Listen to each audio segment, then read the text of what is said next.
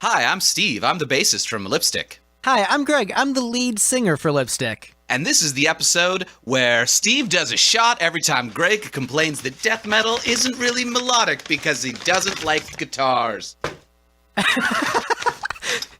You're actually pulling out a bottle? What is that? Yes. It's, bourbon. Do you want any, Greg?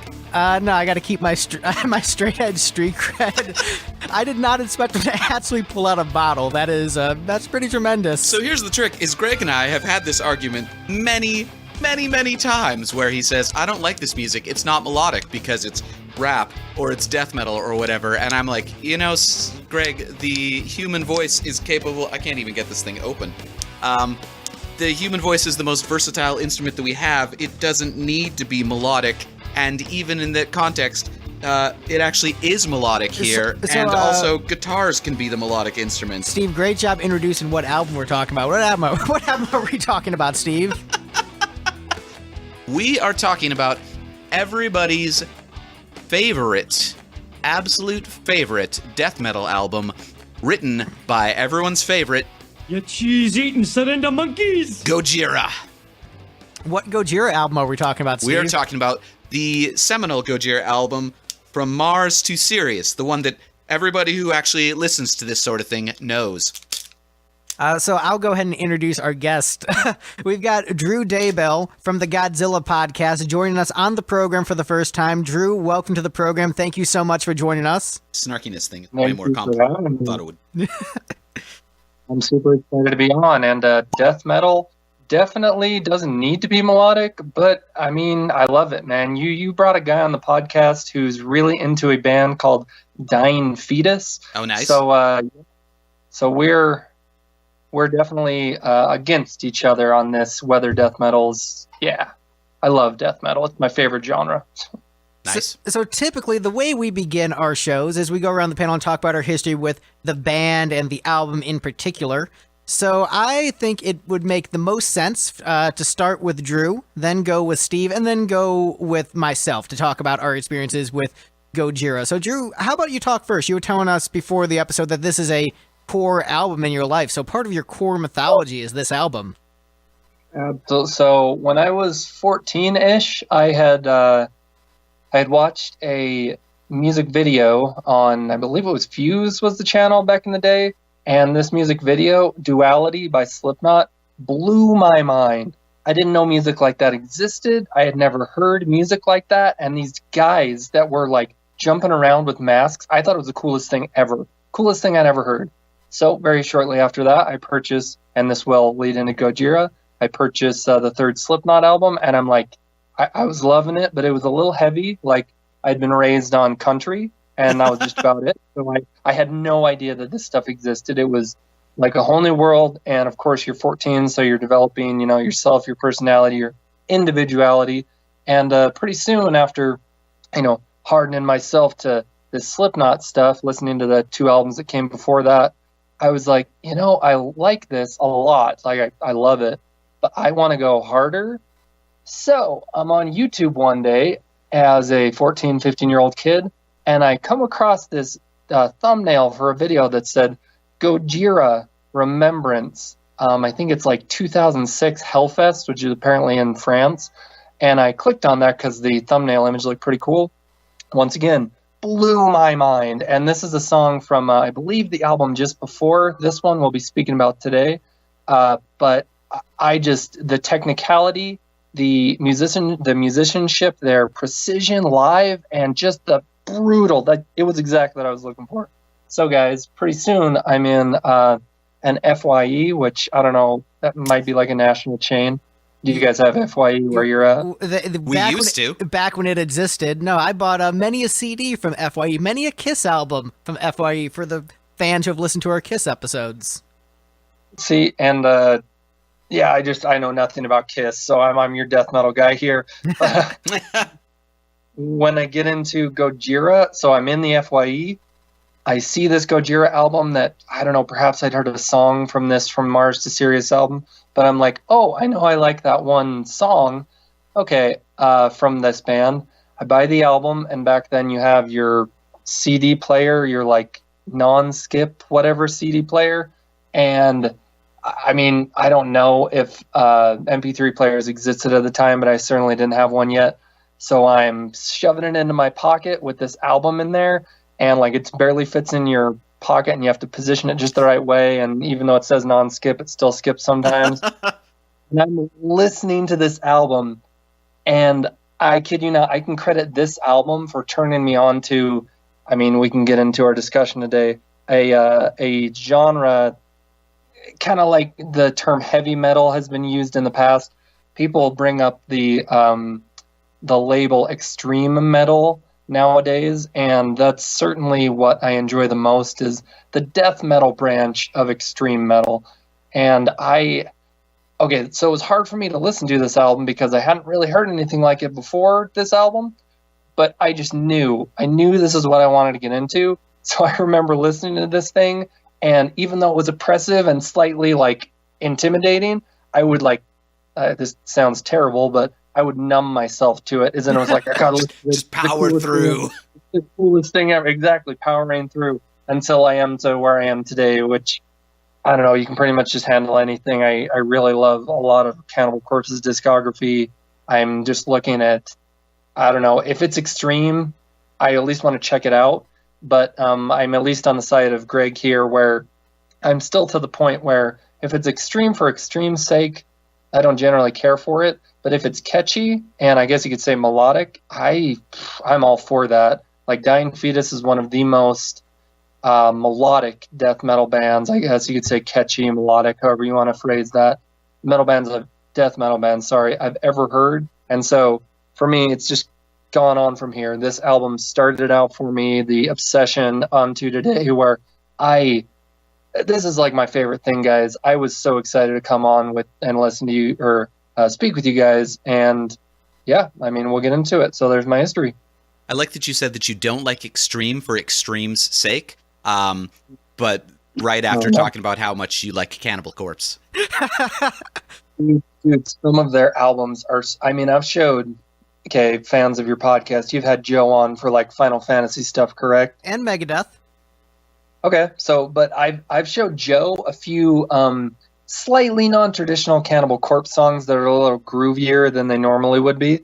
And he was like, let's focus on how long the knife he's stabbing you with is, and more focus on riffs. It's a little too fantastic, man. I love horror movies too, so you gotta deep with your, I don't know, man. You're gonna open up this like wormhole, so I'll just leave it at that. So Steve, how about you? What's your experience with Gojira? So I don't know, 3 or 4 years back, I said I need more death metal in my life. And so I seeded a Pandora station with Strapping Young Lad or some other Devin Townsend band. They're all pretty interchangeable to some extent. And then after a while, it said, hey, maybe you like this Devin Townsend Project song. I was like, oh, this has a guest vocalist, some Joe guy. And I said, yes, I do like the song. And then they said, oh, maybe you like this song by this band called Gojira. And I said, yeah, I do like that one. And then they suggested a couple more of those. And I was like, yeah, I do like that. And then I went on Amazon and was like, oh, this album is like $5. All right. And now I own a copy of From Mars to Sirius. I honestly, I bought it earlier this year, but I've been listening to it a ton. And I had been listening to a handful of the songs on it for years, watching fan-made, like video game music videos of Five Nights at Freddy's and L'Enfant Sauvage, or however you pronounce that. I'm Canadian, but I don't speak French. A wild child in French. Right. But, it's one of the few songs that they sing in their native language, so I figure at least, don't force it to be in English. But yeah, and so this is a band that I only got into a couple years ago, but it really spoke to me. I actually do, to a large extent, I like extreme for extreme's sake. I think there is an important thing. It's important for some number of musicians to be pushing the envelope, whatever the envelope is, to be seen how far music can be taken. Harsh noise is a genre for a reason. And a lot of the extreme metal, I think, for me, works really well in terms of pushing the envelope in a way that still follows rules and is coherent. Like, rules are made to be broken, but you have to know you have to, like, have established rules to start breaking them. Whereas just like we just made a whole bunch of noise and it's completely unlistenable, that kind of stuff, I get bored with pretty quickly. Gregory? All right, so my experience with Gojira and I guess extreme metal in general. So growing up in the 90s, I assumed that all music was terrible based upon what I heard on the radio. So stuff like Marilyn Manson, Smashing Pumpkins, Korn, all those, Slipknot, were all very, very unappealing to me. So I basically hated all that kind of music, and I kind of assumed that's all the music that existed because it's all I was exposed to. It was either that or boy bands. And so I generally assumed that all music was terrible. When I was 13, I bought my first CD because I fell in love with the song Princes of the Universe by Queen. And then about a year later, I went to go see Kiss, my first concert, and I started to fall in love with music, but strictly older music. The music that was contemporary that my peers were listening to, I didn't understand it. It didn't resonate with me. And upon reflection, it came, I've realized this over the years, is I tend to like music with a strong sense of melody. Steve has talked about vocals as an instrument and the human voice not as a melodic piece, but as almost a rhythmic instrument. I don't like that in particular. If you listen to like the Final Fantasy episodes we did with Joe and Caleb, you'll find that I'm really big into melody across the board in all kinds of music I listen to. So it's why, as much as I love the Final Fantasy games, I'm not into the soundtrack for 12 in particular, even though it's a good game because it's less melodic, it's less hooky. And there seemed to be a trend in my generation with my contemporaries, my peers making music, of everyone had the goal to out-heavy each other. Let's all be heavier than any other band that has ever existed. Let's get as heavy and as growly and as aggressive as possible. It's a really heavy thing. And I don't particularly care about being heavy for heavy's sake. For me, what's always been most important is the songwriting good? Did you write a good song? Is it hooky? Can I sing along to it? That's what I look for in music in general. And so extreme metal as a whole is pretty unappealing to me because there isn't a melody I can latch onto. I'm not into the modern style of drumming where it's very clicky. Sort of, what Lars Ulrich brought to metal was losing all sense of swing and groove and just making it very mechanical and robotic is unappealing to me. I'm not really into the tuning a lot of these bands use where it's down-tuned. It sounds kind of muddy. I can appreciate a band where they get super technical and experimental and just like go off the wall. So a band like Sleepy Time Gorilla Museum where it's like all in weird time signatures and experimental jazzy chords. I can appreciate pushing the envelope musically and doing really pushing the envelope of what is acceptable in music, but I find a lot of the like heavier, more extreme metal to be just not technical enough to be interesting from a musical standpoint. We're like, wow, that's really complex what they're playing. It's not technical enough to be interesting on that level. It's not weird and avant-garde enough and experimental enough for me to be interested in it at that level. It's just, okay, here's a band trying really hard to be heavy. It doesn't click with me because my favorite band is the Beatles. So I don't care about complained about the heaviness. clickiness. I'm sorry? You just complained about the clickiness. I'm not understanding. Clicky drums. Right. And it's not clicking with you? I see. Allow me to reiterate. Got it. So I listened to this CD about 5 or 6 times in preparation for this podcast, and to be completely honest, I did not care for it much at all. I didn't like it, and I don't want to be like the negative naysayer and say that I don't get this music, but it does. There is basically nothing appealing about this album to me aside from the lyrical content. I think the lyrics are quite good. I think the message is quite good, but because he's growling and I can't understand him, I can only understand the lyrics when I, Google them.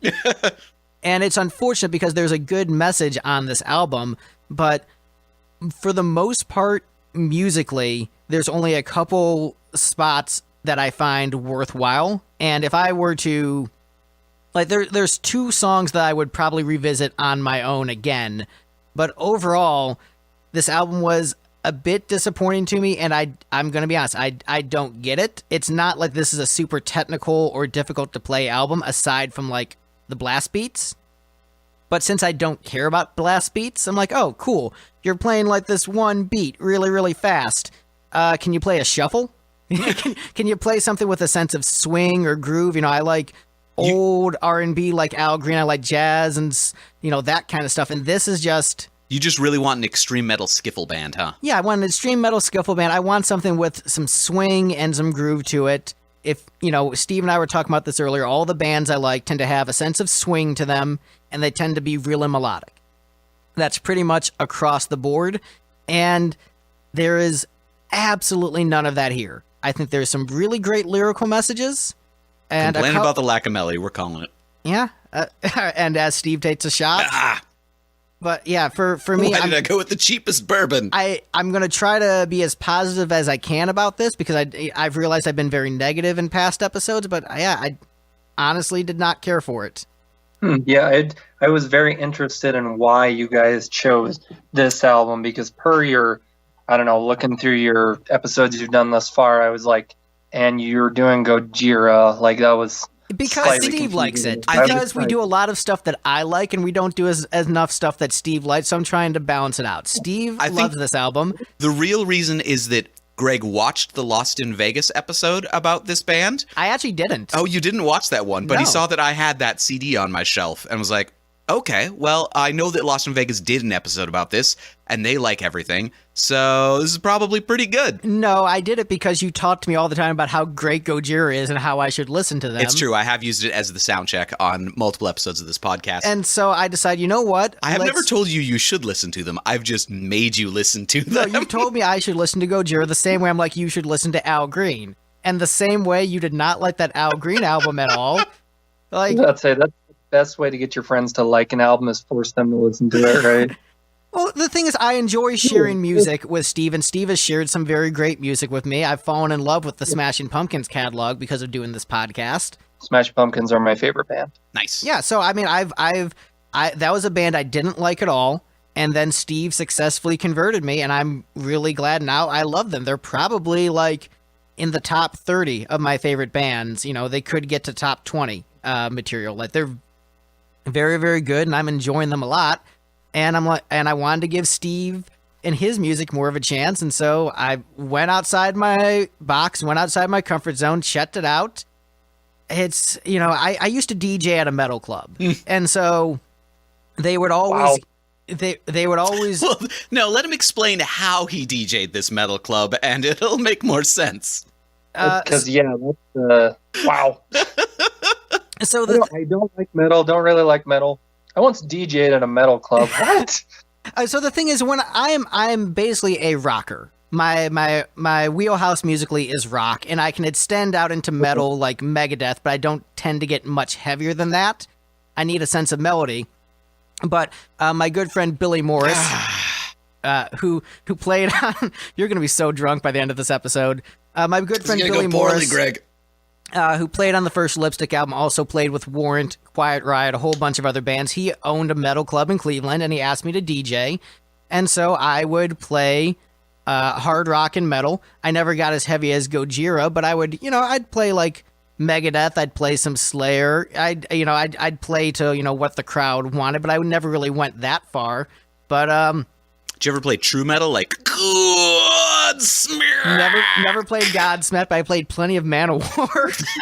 Did you say new metal or did you say true metal? Because I got the new metal out of that. I did play. I played a little bit of Korn, and I played some Slipknot. Like I went into those bands, but I never went with Gojira. I will just say this: as far as metal albums with marine mammals flying through the air on the album cover, this isn't even the best one I've heard, because Stradivarius Infinite with the two dolphins and Hunting High and Low is a much better album. I like, if you want to complain about bands that don't have a much swing to their rhythm, you go to Stradivarius. So, but the thing is, at least Stradivarius makes up with their lack of swing with melody.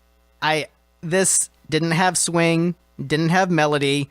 didn't have hooks that I Dang it, could really Greg. identify. We haven't even started the episode yet, or we haven't even started the ranking yet. But, lyrically, it was a very good album.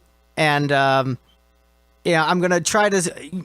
I think I've already gotten all the negatives I have with this out of the way, so I'm going to try to be positive from here on out. It's good, because I have to go to work tomorrow. For those of you keeping count at home, that's 3 times that Greg has complained about lack of melody. Look, at least I complain about that consistently across all episodes. At least I'm consistent with my opinions. So yeah, sorry to be the buzzkill, Drew. The thing is, you were so positive with all your messages to me, like, oh man, I don't want to break his heart and tell him I don't like it. I agree with you, Drew. This is a brilliant album. Right here, we'll pull through this together, Steve. Right. Although there were a couple of your rankings is like, what? Really? That's one of the best songs on this album. What? So we should get into some of that, I think. Yeah, let's get into this ranking. You guys ready? Yeah. So coming in as the least best song, because I'm not saying there's necessarily a bad song on here. Coming in as the least best song on From Mars to Sirius is Too Serious. So I'm looking really? I'm looking at the rankings, and something's got to be at the bottom, and I can see this song as being, especially if you separate it from Mars. Oh, okay. It's if distinct from Mars, it's a little bit middling as far as this album goes. So I can see putting it at the bottom.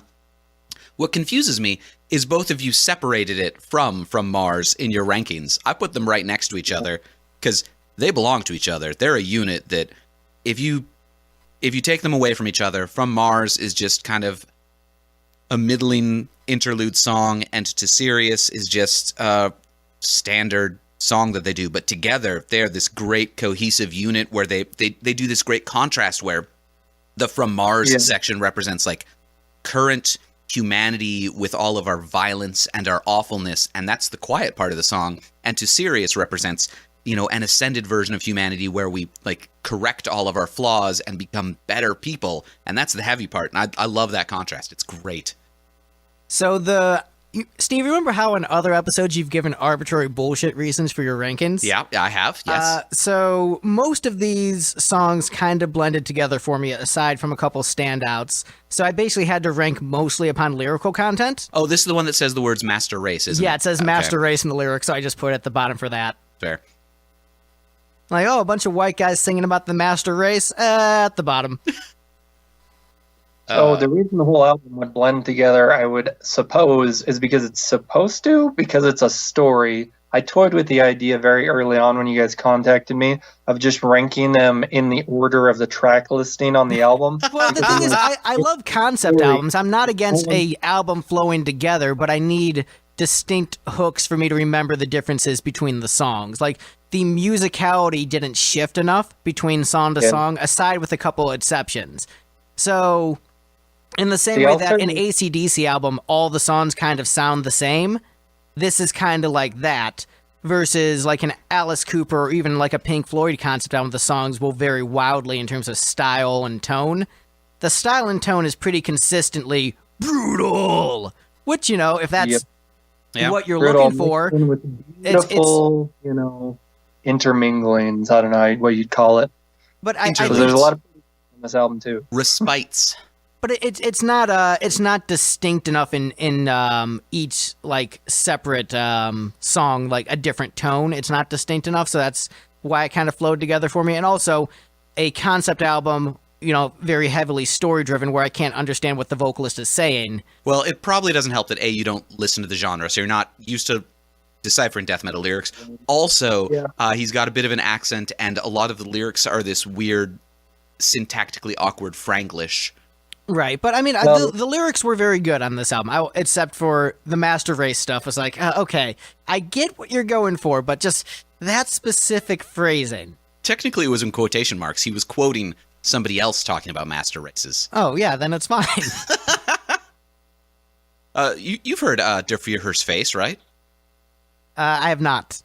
When Der Führer says, "We is the master race," we heil right in Der Führer's face by Spike Jonze. Spike Jonze, the songwriter, not the director. Right. No, I don't know that one. Oh wow, really? Yeah. All right, we gotta show that to Greg. Do you know that one, Drew? The exact lyrics. For God's sake, they have never heard of you. And then, quotes, you'll never reach this master race.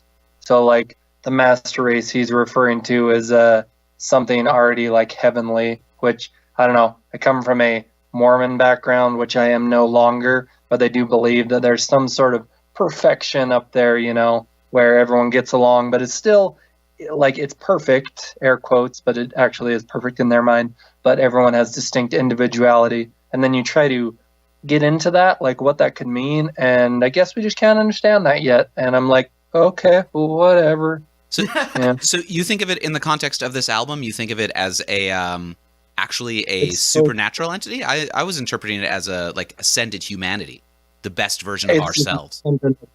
If by that you mean just not even achievable, actually, then yeah, because I don't know, we're just not. I don't know. It's interesting. I don't look into the lyrics as much because, I don't know, I'm 50-50 like a lyrics guy. Sometimes they matter to me, but most of the time in death metal, I could take it or leave it, See again, when you can Cannibal Corpse. See, exactly. When you can hear them, you're like, oh, that's pretty brutal. And then when you can't understand it at all, it's like, that sounded kind of cool. Right. And I do appreciate how, tree hugger hippie this death metal album is. That is so incongruous with the stereotypes of the genre, where I respect that a lot. Right.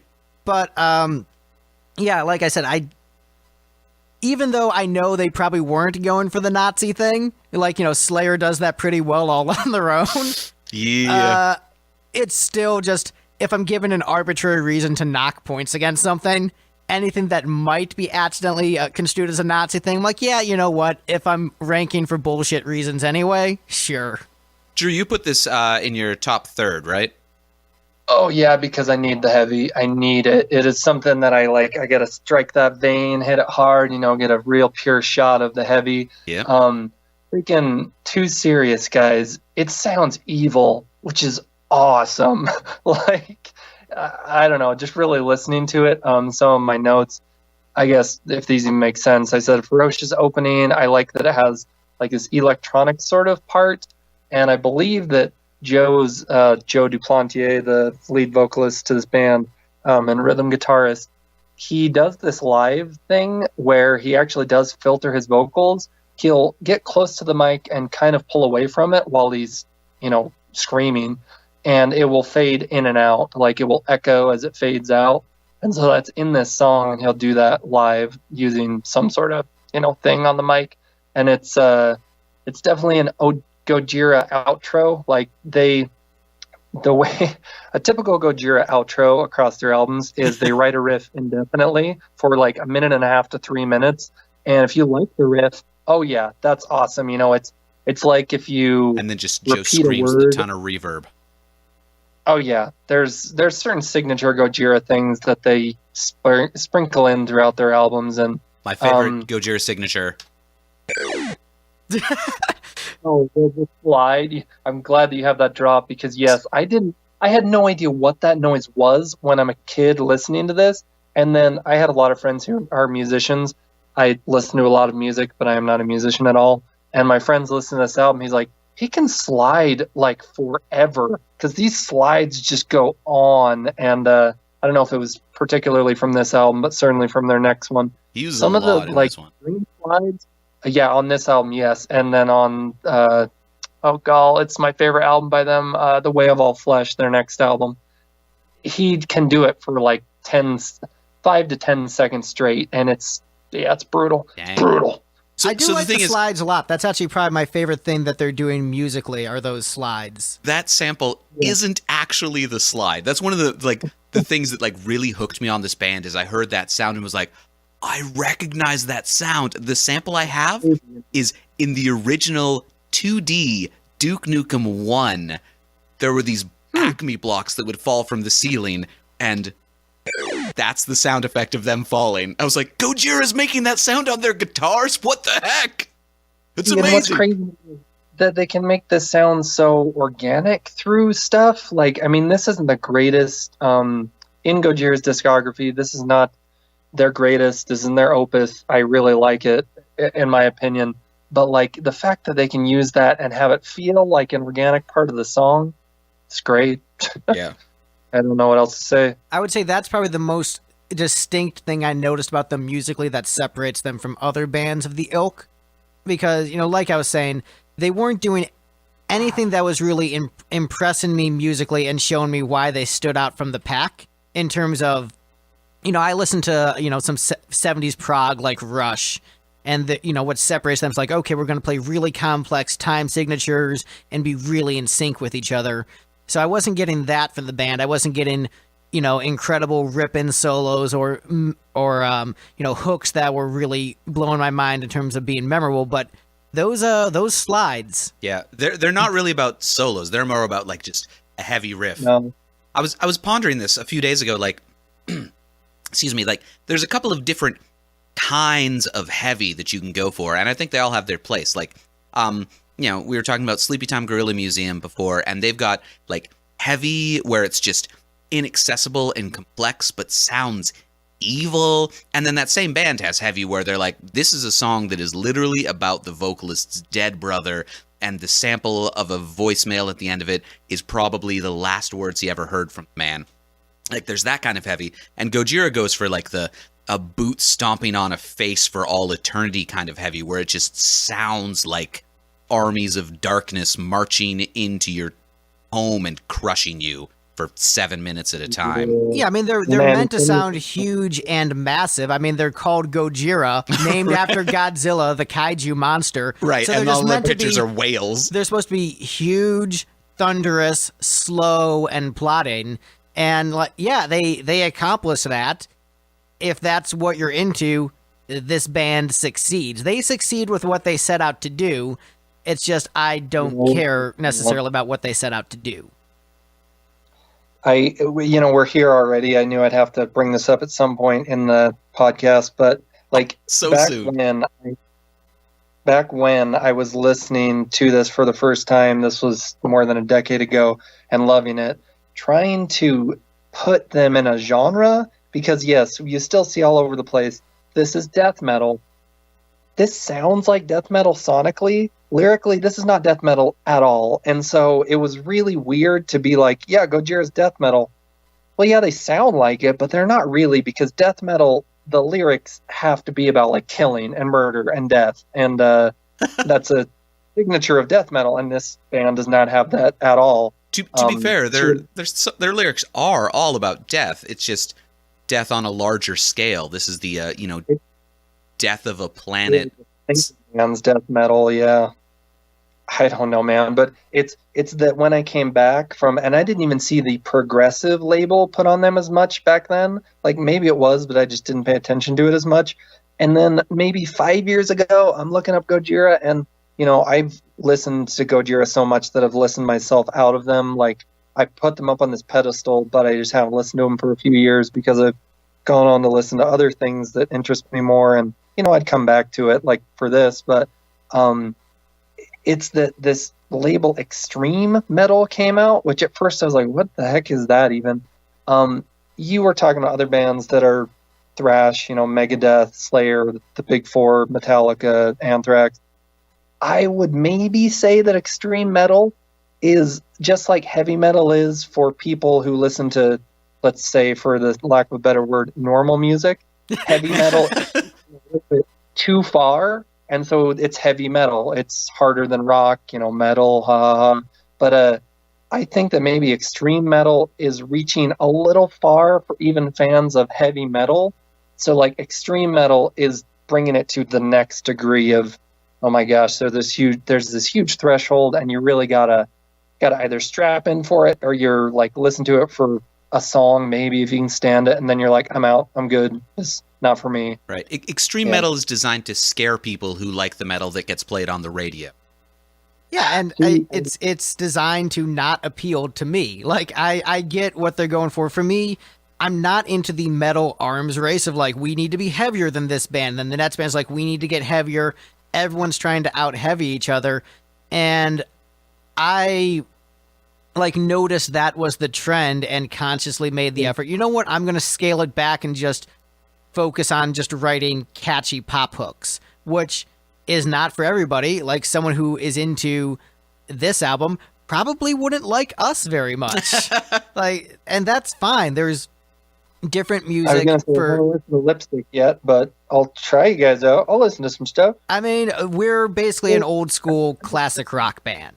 So if you think Motley Crue and Thin Lizzy are cool, then hey, you'll find a lot to love. If you're like, that's for wimps, well, I mean, I'm wearing a rainbow-colored lollipop jacket, so it is old school glam, about as old school glam as it can get. I think the trick is. Oh, sorry. No. The trick is you're going to be more on topic than me. What were you going to say, Steve? I was going to say, nobody is born liking extreme metal. Extreme metal is a genre that you work your way into. Like you like different types of music, and like. I started from like a 90s alt rock, classic rock background and gradually transitioned into like pop punk being my favorite thing.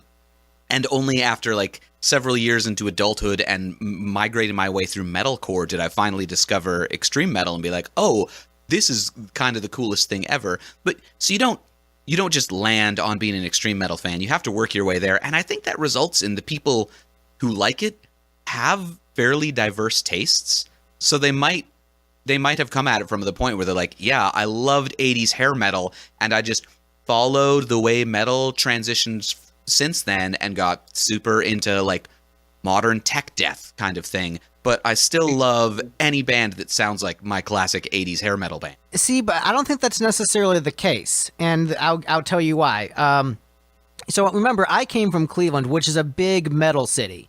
Like, pretty much you're either in a cover band or you're in a metal band. There's no in-between in Cleveland. And so I was surrounded by this kind of music for years and became intimately familiar with it. So it's not for lack of exposure to this kind of stuff. Like, trust me, I heard a ton of this. I don't think exposure's the thing. I think some people gravitate to it, some people don't. But what I would say is, in terms of, like, diversity of tastes, I would probably argue I probably have more diverse taste than you in general. And you are super into this kind of stuff. And I would say there are a lot of metal fans who pretty much only listen to metal and don't venture into pop or R&B or jazz. Like, there are plenty of people who are like, metal till I die, nothing else. So I don't think extreme metal necessarily gives you a more diverse musical palette. That's not to say that someone who listens to all the kinds of music I do and extreme metal doesn't have a more diverse palette than me. There are people who listen to extreme metal who, probably listen to a lot more stuff than me and have a much, better rounded palette. But I think to say, if you listen to extreme metal, you're likely to have more diverse tastes.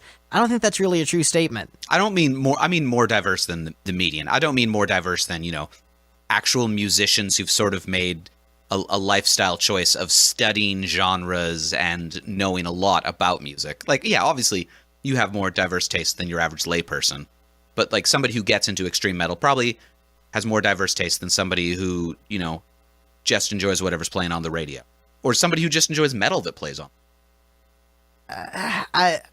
It's just one of those things, the metal genre, you either get it or you don't. And some people like love it, and other people could take it or leave it and would never have to listen to it in their life. So. There was a research paper that just came out this week, or I think it at least hit the popular, news this week, where somebody was just trying to figure out why heavy metal appeals to some people, and he like polled a bunch of people and determined that super extreme death metal fans tend to rank a little bit low on empathy charts, but their feelings when they listen to metal aren't the stereotypical "I am angry and this music helps me be angry." They actually experience peace and transcendence while listening to these things, as compared to non-metal fans who listen to this sort of thing. We're like, I hate this and it makes me feel uncomfortable and mad. I will say I have gotten past that point where I used to listen to this kind of stuff and it would make me angry. This album, even though I wasn't super into it, I never got angry while listening to it. I never got really annoyed like I did with Gish, that Smashing Pumpkins album that actually infuriated me while listening to it. Like this was fine. I'm gonna chuck it at a chicken chaser. We have to throw a chair at Greg every time he mentions Gish. Okay, get it. But yeah, this album, it wasn't aggressively bad like Gish. It was just aggressively. Ouch. It was aggressively okay. And as someone who doesn't like the genre, so if I liked the genre, this would probably be a pretty great CD. But it's not my bag. If Double Kick is distracting to you, this album's going to be difficult to listen to. I would say death metal in general would be. Yeah. Yeah, I in general hate double kick, clicky drums, growling melodic vocals, down-tuned riffs, and songs that don't rely on pop hooks. And so we're talking about From Mars to Sirius. I mean, we could have had you listen to an Amon Amarth album. If you want to take this, make it slightly less technical, and make the lyrics more growled and less sung. Or we could have had you listen to some Arch Enemy, which is basically no singing at all. I mean, yeah, Arch Enemy is great, but it is the melodic instrument is the guitar. But the thing is, with Arch Enemy, which I have listened to, there's actually, I'm at least getting melody from the guitars. I'm not really getting melody anywhere from this band, aside from on a couple tracks. So, there's a. You know, as a guy who's mainly into melody, there's that thing again. Drink that. Oh, dude, I'm sorry, I'm wrecking you. You're gonna be mumbling by the end of this podcast. You're gonna have to mix it yourself, Greg. So I think we're done talking about the first song. You guys ready to move on? Yeah, oh my gosh, yes. Wait, I have the drop for that. There's the Greg category. All right, I'm done talking about this great song. You know what? Fine, whatever. All right, so next up on the list is the song I ranked as number 1 on the album, Unicorn. Next up on the list. I mean, it's an interlude, dude. It's like less than 3 minutes. All right, that's number 1. Yeah, I can tell you didn't like the album. Wow. Yeah, you ranked it second from the bottom. I put it on the bottom. I think, I like it. I think these soft interludes are so good for contrast. They make the heavier parts heavier. And there's a couple spots where where it's just like a song ends and it's just so loud and brutal and heavy, and then just this soft spite comes in and you get a chance to sort of catch your breath and get your bearings, and then it kicks back in again. It's great. I love it. So actually, I'm going to stand up for this track and actually say I enjoy it quite a bit. And this is a song I would listen to again. So I actually enjoy listening to video game music on its own as just music, even from games I've never played. Like, there are certain soundtracks I enjoy listening to, like Xenosaga 1 and Final Fantasy 15. Haven't played a second of those games, but I enjoy the soundtrack. And this track fits in nicely with a lot of those video game soundtracks I listen to, where this sounds like it would be a song that would play over a menu screen. The loop goes on a little bit long and I'd be ready to hit the A button. But you know what? I enjoy it. I like the whale sound effects. I like the melody going on here. I like the groove. Like, I'm actually locked into the groove of the drums. I sincerely enjoy this musical piece, and I know it seems like a facetious troll answer to rank this as the number 1 on the album, but I sincerely enjoyed this the most, and I was very satisfied with it. See, and in terms of not taking each song individually and ranking them, I totally agree with what Steve said, where it's needed in the album. Like, it's beautiful where it's put in the album, like in the placement of the tracks. But then when you're, taking them track by track and ranking them, I'm like, okay, it's, it's light, and I put jazzy. If you want to listen to a single Gojira song, this is not the one you're putting on if you're a Gojira fan. But I'm glad you mentioned jazzy, because as we've talked about in other episodes, I spent many high school summers at jazz camp and am a big jazz guy. So the jazziest track on the album, like, oh yeah, this is like the stuff I listen to. This is great. Did you ever get your dick caught in a flute? I mean, that was band camp. Sorry. I mean, jazz camp is a subset of band camp. Yeah. Okay. So there's a series of amazing videos. I'm not entirely sure of the pronunciation, but they're spelled C-O close parenthesis, close parenthesis, close parenthesis, L-T-R-A-N-E, which is Sun mashed up with Coltrane. And I played one of those for Greg, and Jazzy Greg here was like, yeah, I can totally get behind this. These work super well together. Well, I mean, it's all just modes. Like, that was the genius behind freeform jazz, is that it wasn't about scales. It was all about just like playing around on modes. And so, yeah, with long droning metal chords, that made sense. Now, I'll tell you, if they just did like all kinds of modal scaling throughout this album, I probably would have dug it.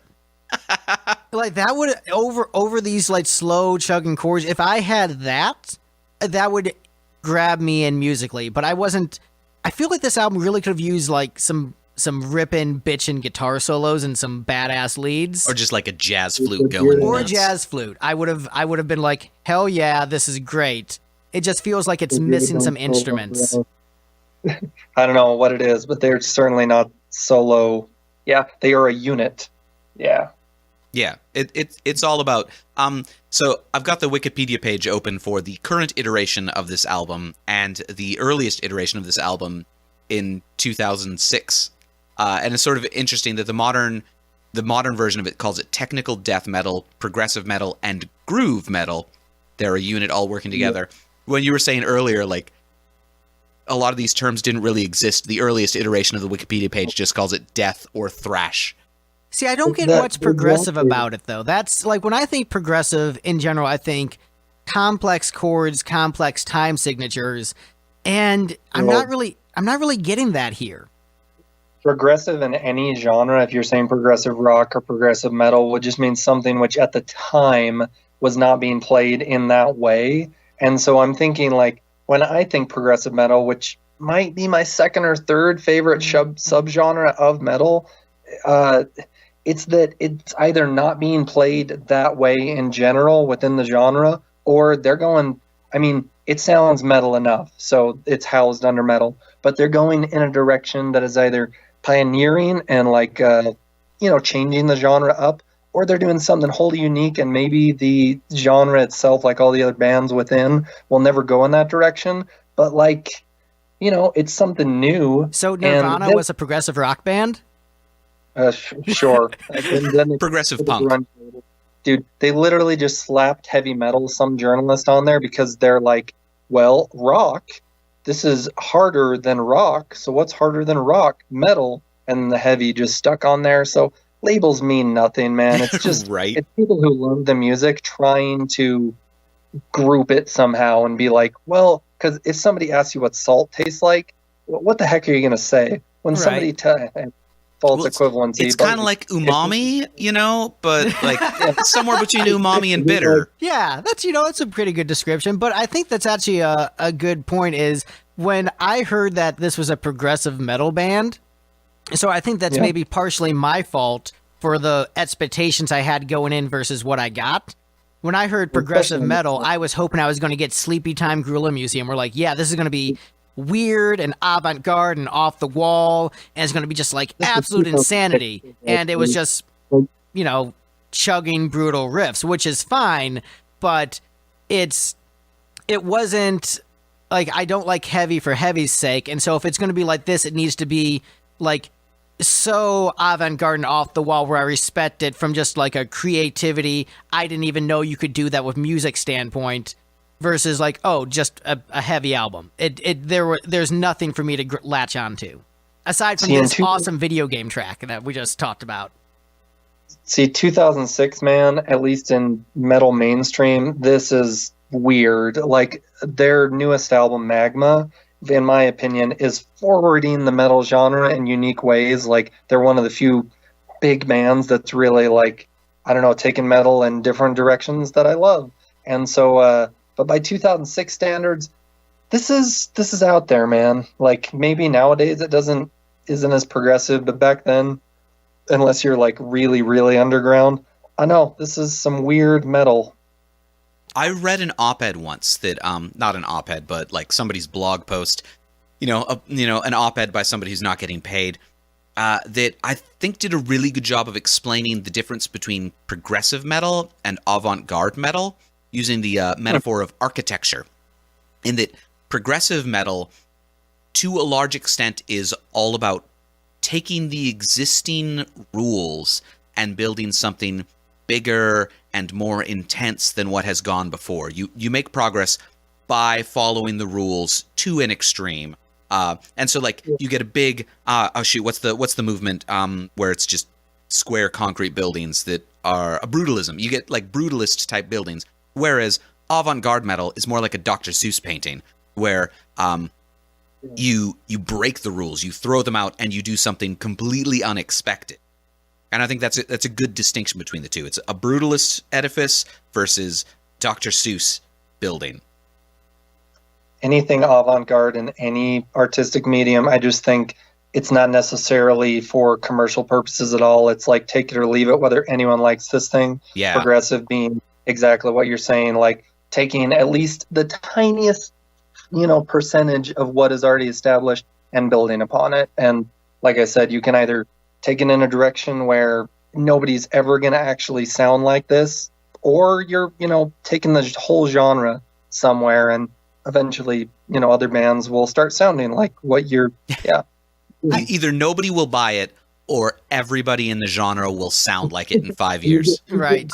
All of a sudden, yeah. Yep. And I think, as we're talking about the year this came out, so I remember when I was in high school, 2006, being 16, my, contemporary local bands sounded like this. So maybe that's why it's not blowing me away as innovative, because I was just used to that sound.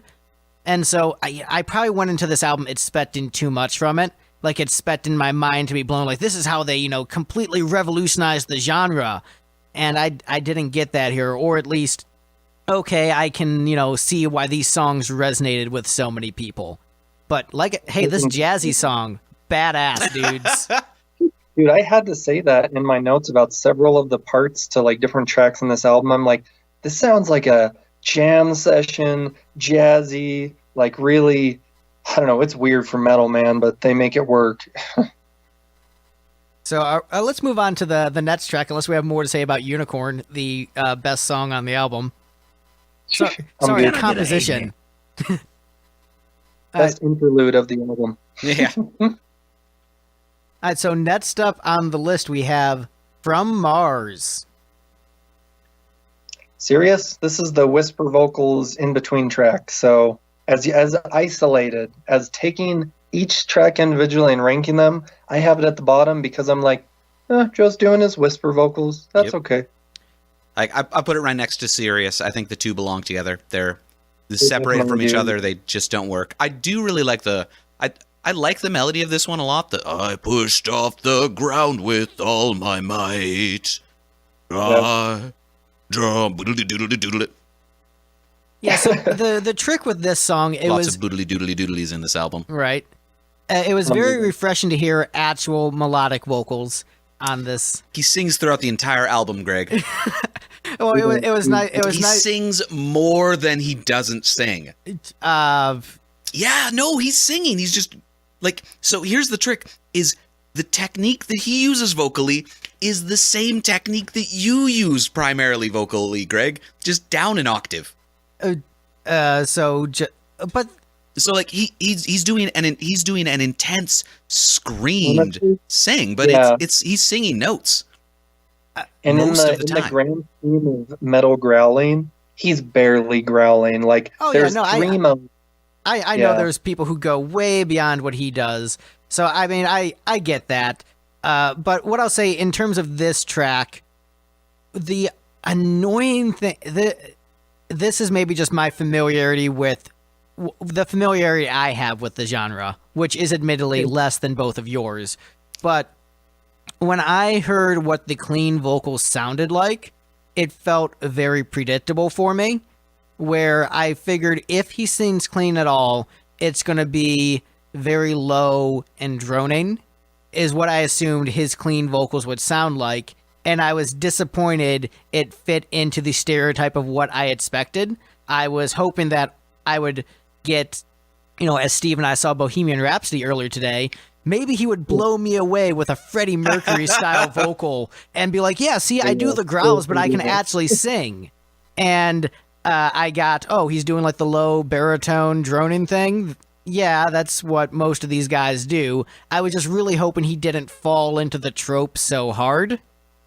And, he did, but taking it for what it is, it's a decent melody. You don't need to drink when I compliment the melody, Steve. No, you said it's a decent melody on this song. You didn't say that there's no melody in the rest of the album, so we're fine. Yeah. Staying at 5. Yeah, I'm not saying that there's no melody on this album to be found at all. It's just there is Careful. less than I typically look for.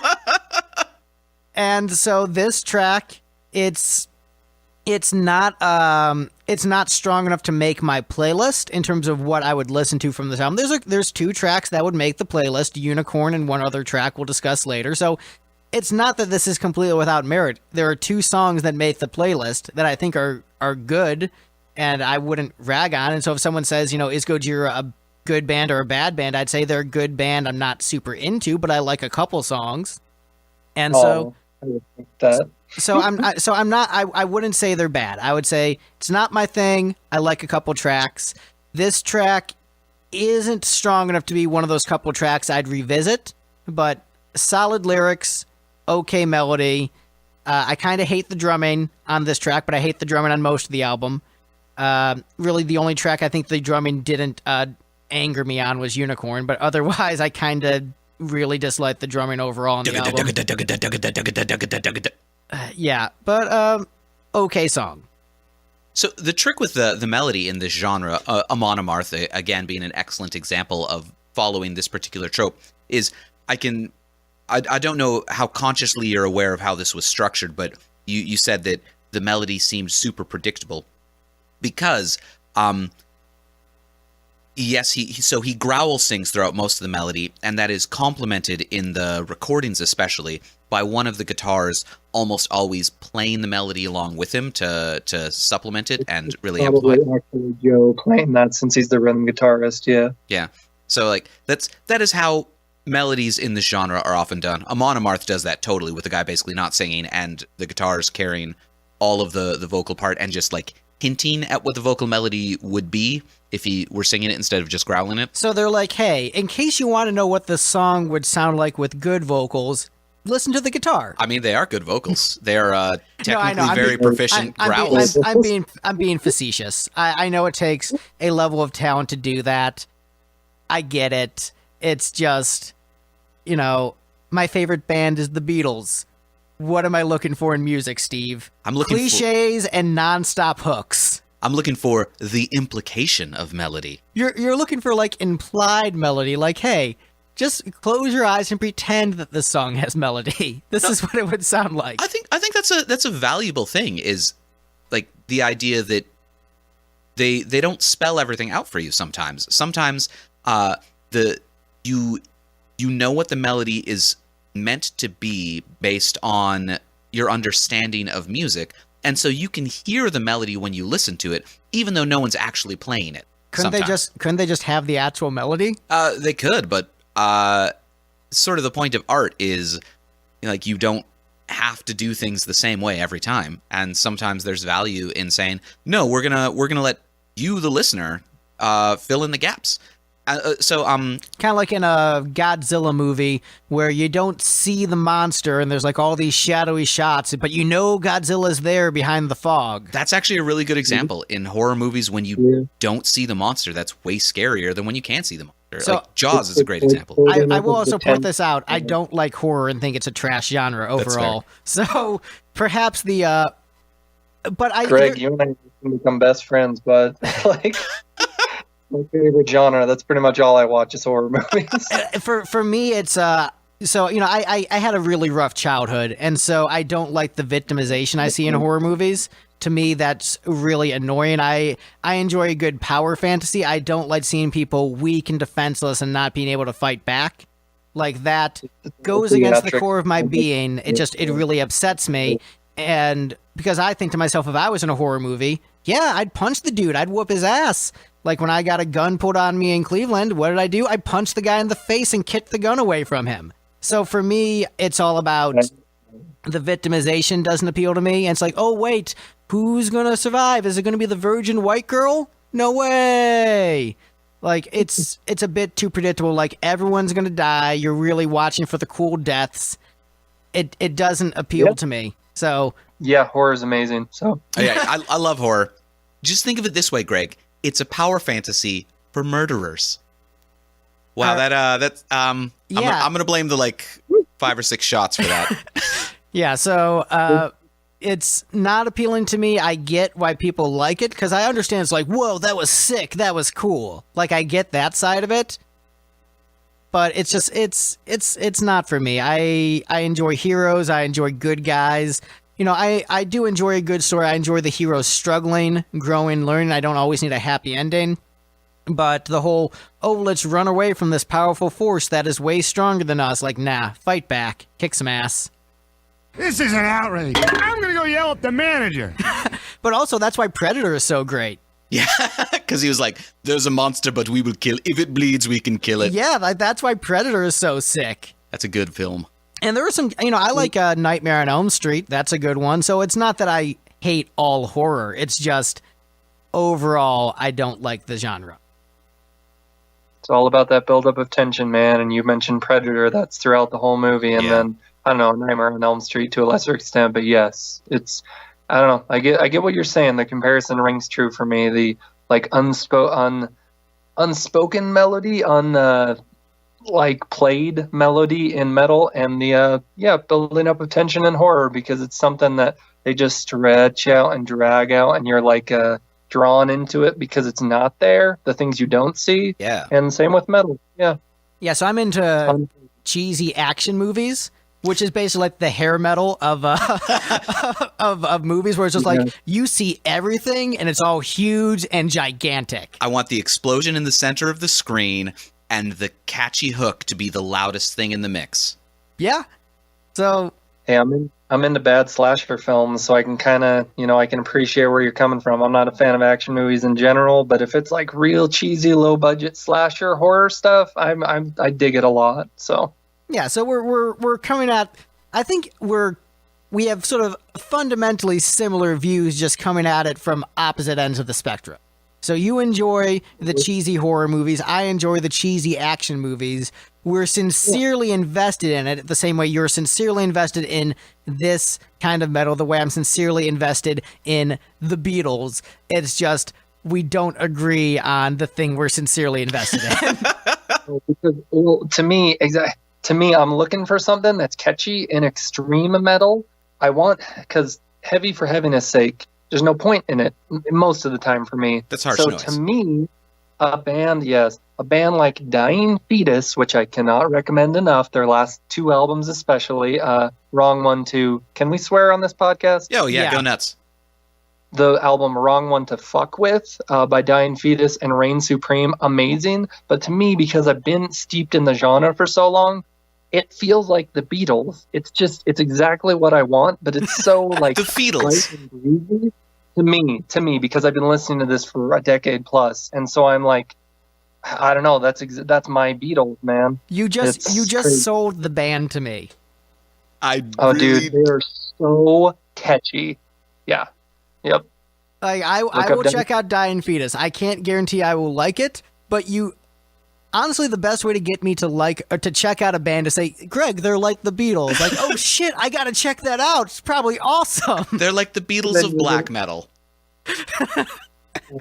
Death, yes, definitely. Oof, yeah. Pig vocals, you'll hear them and love it. Oh yeah, pig squeals. So speaking of black metal, I don't know if you guys are aware of this, but according to Reddit, this is actually nothing but Black Metal November. So the fact that we chose a death metal album, we kind of screwed up. I mean, well, hey, this might not come out in November based upon our episode queue. Okay, whew, that's fine. We're gonna have to frantically do a Deaf Haven album or something. Deaf Heaven, however. I listened to about half of their newest album and really enjoyed the half that I listened to. Deaf Heaven's, I don't remember what the album's called, but I believe it released in 2018. So, Daughters just came out with a new album like this week. It has nothing to do with black metal, but it's Daughters, so it's amazing. So I'm impressed with the tangents. It's like a Joseph DeGolier podcast with us staying on topic. if you've ever listened to the Godzilla podcast, that's what we do. So yeah, No, I listened to an episode, so I need to listen to more. It's been on my list, but I always want to listen to the podcast while watching a Godzilla movie. and I just haven't had time to sit down and watch a Godzilla movie while listening to the show. Ordinary Well, I Corrupts have Human about- Love. Oh, shoot, that came out on my birthday. We should have done a split birthday CD release show with Regdar and the Fighters and Deaf Heaven. I got about 10 of your guys' podcasts downloaded to listen to, and so far I've only listened to Dookie because I didn't have much time in preparation for this. But yeah, there's certainly some ones that I was very interested in, especially all of your diving into Smashing Pumpkins, which is my favorite band. So Those Love to listen. episodes are particularly good because everyone is very angry at each other all the time. Yeah, you're gonna hate me on the Gish episode. You will hate me on that, and then you'll be like, "Oh, Greg is much more reasonable on every episode after this." you're good, man. I enjoy the singles off Gish, but trying to listen to that album all the way through is pretty hard. So I understand. So you guys ready to move on to the next track? We're 3 songs in. Yep. All right, so next up we have In the Wilderness. All right, this is not my favorite, but it's 7 for me. This is what 10 on the overall. No, I think there's 12 tracks, right? So Yeah, this 12 is tracks. This is 8. Oh wow, we're that far in. Okay, so Yeah. pretty close. I mean, overall, I got it ranked number 7.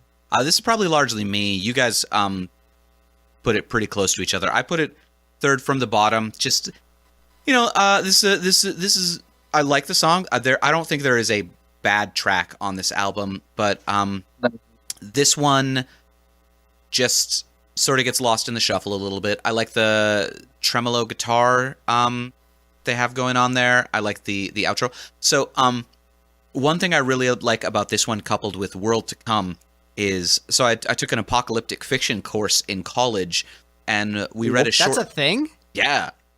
All right. If you get an actual liberal arts education, you need to pad out your course load with a bunch of random bullcrap like let's study fiction.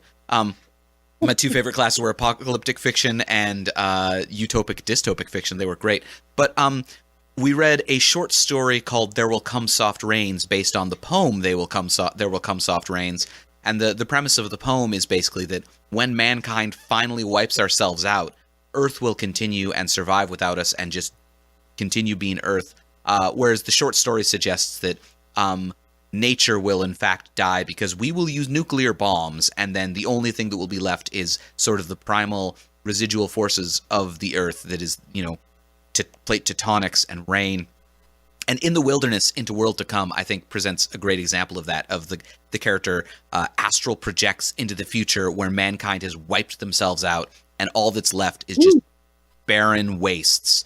But then he astral projects farther in World to Come, which is after mankind is dead and nature reverts to its course, life emerges again and the world is a verdant and fundamentally good place again without us.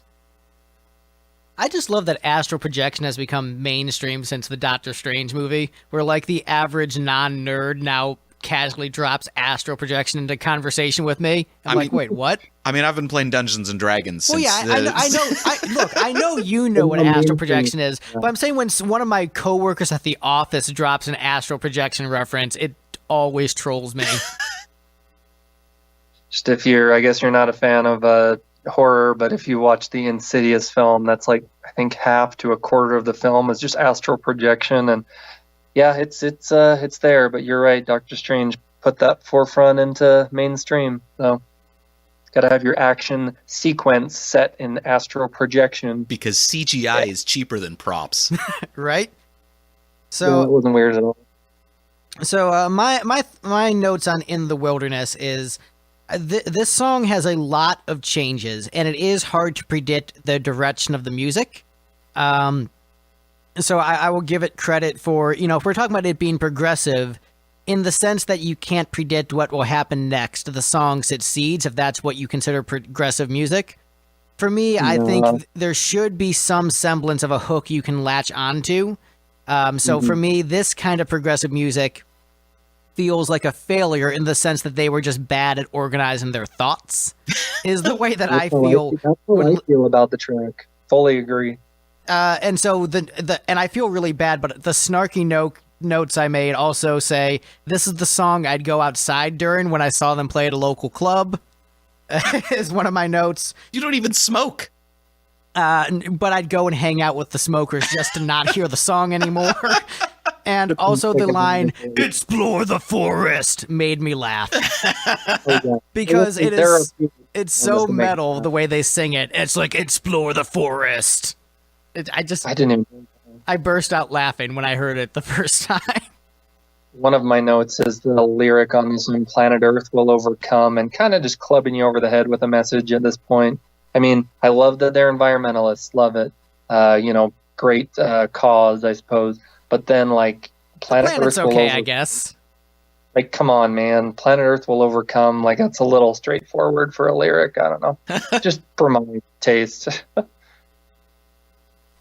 Yeah, there's nothing subtle about that lyric. Yeah, when I'm listening to Gojira, I'm really looking for subtlety. You know? It's a fair assessment. But yeah. Oh, go ahead. Some of my notes would have been a confusing beginning morphs to ... a riff ? Transitions to something else weird. The vocals just kind of seemed placed wherever. The thing I love about the track as a whole is that there's multiple sustained growls, because anytime you can get a death metal metal vocalist in general who's growling or screaming to just sustain that, cool. Yeah. But this is the one. The outro has the big. Oh yeah. Oh, it's that song. And I love the outro. That's kind of the saving grace for the song for me. It's ranked middle of the rankings for me, because I agree with so many things you've said, Greg. I don't think that this track goes anywhere interesting and has a lot of parts to it that aren't catchy. Like, I don't find any parts particularly catchy or that entertaining, except for the outro, because it's super unique for Gojira. And to have kind of a dueling guitar to, like, drums, that was really, like, wow, I was impressed with that. Yeah. Yeah, once again, back to the progressive thing, it's a lot of different parts, but these parts that they're playing aren't necessarily complex to play and aren't necessarily like blowing your mind to listen to. No, so that's where it's fallen flat for me, where a lot of progressive bands, there'll be a bunch of different parts and it'll be inaccessible and not catchy. But the hook will be, wow, look at how complex that is. Look at how tight they are. This is a bunch of different parts that aren't catchy, but it's not complex enough to be cool. It's just like, hey, here's just a bunch of random parts that are pretty easy to do. Enjoy. We'll get to the song, which is super complicated, and the band is super tight and in sync, much later. I'm Gojira. All right, so next up on the list, we have "From the Sky." From the sky! Yeah. From the sky! That's probably the most memorable, like, vocal hook in the album, I think. It's sort of the one that, like, I called this one the big single. I'm not even entirely sure they actually released it as a single, but that is, like, the hook that sticks out is, like, that's the part you sing along with. From the sky! Oh yeah, the sky, exactly. It's just it's a great track. I would almost rank it higher. I don't know. It's either here for me, which is number 6. I think we're on 7 overall, or I put it above even like The Heaviest Matter of the Universe and Backbone, which are higher up for me. But yeah, we all put this one right in the middle, 5, 6, and 7. And it could go higher for me because of that, and also great string sliding. I think it's a catchy build into the song, like what I said about sustained vocals or sustained growls. When you just belt out a word that, like, in growling, and it transitions to another part, he goes forced, and then it's like a whole nother part. It's so beautiful. It's a beautiful thing in death metal. Yeah. This one also has that really great down interlude with that gritty bass tone. Yeah. I think that shows up here and in Global Warming, where it's just like distorted bass, that kind of holding down the melody while it builds back up. I really like those parts. Yeah, so I'm going to be honest, I don't really remember the hook from this song. It's And Do you need us to sing it at you again? It goes, from the sky! No, I mean, I'm understanding what you guys are doing. And it's, I was tempted to only listen to this album once because I didn't like it, but I wanted to give it a fair shake, so I made sure to listen to it multiple times, give it time to sink in, because sometimes something doesn't click with you the first time you hear it.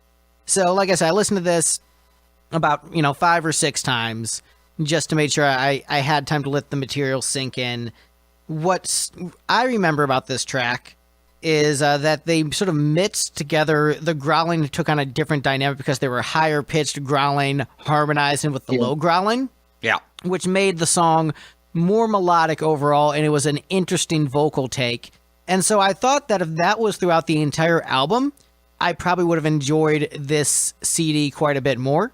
He does that technique a lot throughout this album. He does it a lot, but there's so much of it that's just the low growling without the harmony. But this was the first track that really mixed the two together, and that made me appreciate it more. And also the guitars on this track, like when they got into the higher pitched guitars, those were also enjoyable. But overall, I didn't really like the track, but those differences did make it stand out from the other tracks and was a refreshing change of pace when I got to it. Yeah, this is pretty much the precipice of my, I like this, and everything I ranked below this is where it kind of falls apart. But everything above this song for me, which is, about half the album, so half the album's good for me. I love it. Anything below, which for me was In the Wilderness, Where Dragons Dwell, all this stuff, I don't know, it's just, I didn't know where it was going. But this track, I understood where it was going, and it felt really solid, progressive death. Yeah. Progressive death. Yeah, it's what it is, I guess. What it is. So any other thoughts on this track before we move on? Not really. All right, so next up on the list, we have The Heaviest Matter in the Universe.